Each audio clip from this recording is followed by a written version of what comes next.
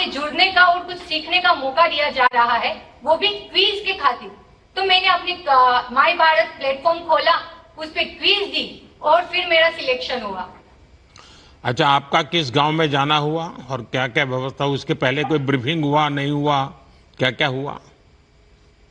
Sir मैं यहाँ से रिकांगपियो गई थी सर। रिकांगपियो में हमारा वहाँ पे सब 3 दिन तक मेडिकल चेकअप हुआ। हमें ब्रीफिंग किया कि हमें कैसे जाना है, कहाँ जाना है। फिर सर वहां से हमारी यात्रा शुरू हुई धार चांगो निचला की ओर सर। और वहां पे जाके सर सच बताऊं तो मैंने सोचा नहीं था कि मैं एक छोटे से द्वीप से वहां सीमावर्ती गांव तक पहुंचूंगी सर। लेकिन मुझे ये अवसर प्रदान हुआ है माय भारत के माध्यम से विकसित वेबरेज विलेज प्रोग्राम के तहत।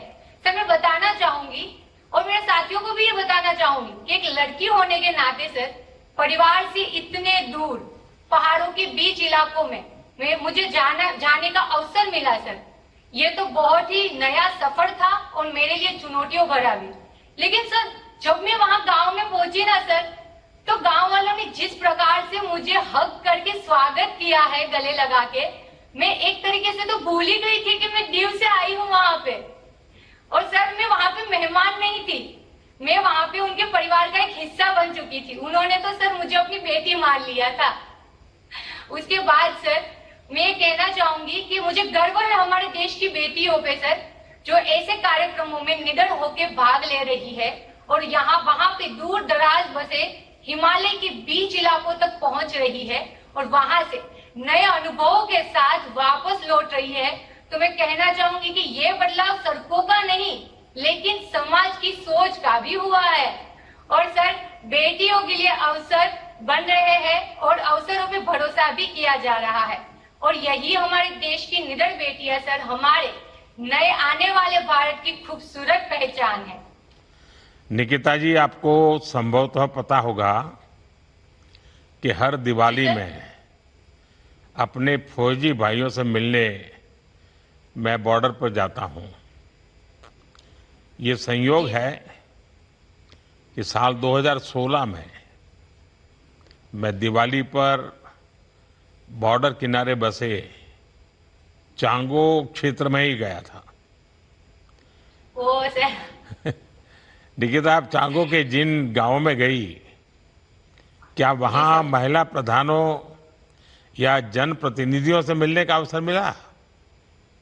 हाँ सर मिला ना हमें सर। मैं जब चांगो धार का भ्रमण कर रही थी गांव का, तो वहाँ की प्रधान, वहाँ पंचायत के प्रतिनिधि, महिलाओं, किसानों, बुजुर्गों और बच्चों से सर मैं मिली, उनसे बातचीत की। और जब मैंने महिला प्रधान से सर बातचीत की तो पता चला सर मुझे कि वो घर भी संभाल लेती है, खेती भी संभाल लेती है, वहां पे जॉब भी कर लेती है।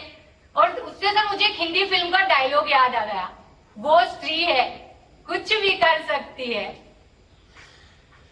उनसे जो बातें हुई आपको, क्या कोई कठिनाइयां भी बताती थी क्या, या उनके जीवन की कुछ विशेषताएं हैं जो हमारी तरफ नहीं होती हैं? ऐसा कुछ आपके ध्यान में आया क्या? हाँ सर, मैं जब यहाँ रिकांगपियो से चांगो के लिए सर गई तो मैंने तो अपनी तैयारी कर रखी थी कि वहां पे मैंने देखा था सर रील्स में कि वहां पे नेटवर्क्स नहीं होते, वहां पे लाइट नहीं आती सर। और जब मैं वहां पे निकली सर और मैंने जो रास्ते देखे सर, पर्वत, इतने ऊंचे ऊंचे पर्वतों और ढलान वाली जगह पे इतने पक्के रास्ते, तब मैं सोच रही थी। फिर मैंने वहां के लोगों से जाके बात की, उनसे पूछा कि ये कैसे है। तो वो बोल रहे थे कि पहले ये सब नहीं था, पहले हमें बहुत तकलीफें होती थी, लेकिन ये सिर्फ संभव हो पाया है हमारे प्रधानमंत्री ग्राम सड़क योजना के तहत ये सड़कें बनी है। और साथ ही उन्होंने ये भी बताया मुझे, ये भी बताया कि पहले हमारे घर पे ना पीने का पानी नहीं आता था, लेकिन अब हमारे प्रधानमंत्री जी की वजह से आज जल जीवन मिशन के तहत हमारे घर पे पीने का पानी मिल रहा है। साथ ही सर उन्होंने मुझे ये भी बताया कि आप लोग तो ये सोच के आए थे ना कि यहाँ पे लाइट नहीं होगी, पावर बैंक लेके आए होंगे। तो मैंने बोला कि हाँ। तो उन्होंने बताया कि नहीं, यहाँ पे 24 घंटे बिजली रहती है और नेटवर्क कनेक्टिविटी रहती है।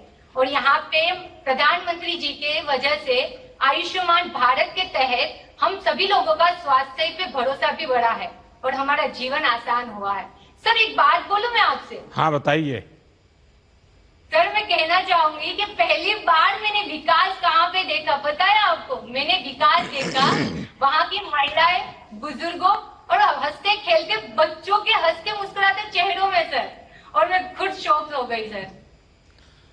अच्छा, वो लोग आपको क्या सवाल पूछते थे जब आप उनसे बात करते थे? मैं वहां पे गई, छोटी आयु के बच्चे होंगे, आपकी बराबरी के होंगे, कुछ महिलाएं, माताएं, बहनें होंगी, वो आपसे क्या जानना चाहती थी?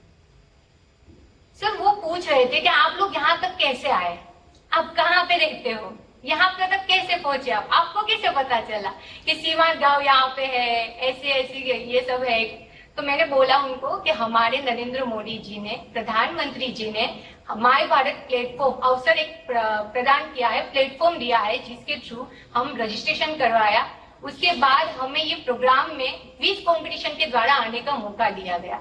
हमें तो पता भी नहीं था कि सीमा क्षेत्र में भी हमारे गांव है, लेकिन आज प्रधानमंत्री जी की वजह से हमें इस गांव तक आने का मौका मिला और देखने का मौका मिला।